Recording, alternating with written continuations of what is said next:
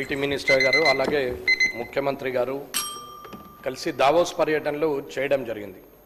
కానీ ఇవాళ గత ప్రభుత్వము దావోస్ వెళ్ళి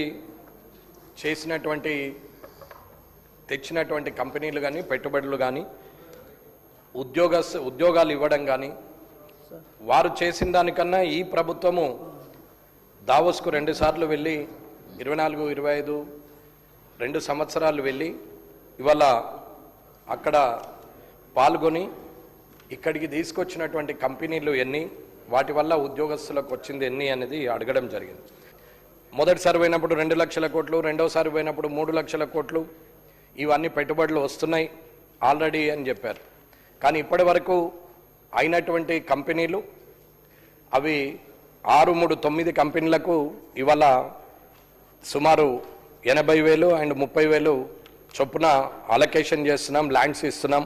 ఇవాళ దావోస్ వెళ్ళి వచ్చిన ఖర్చులు ఎంత, జరిగినటువంటి లాభం ఎంత, ప్రజలకు దానివల్ల ఉపయోగం ఎంత అనేది ముఖ్యం.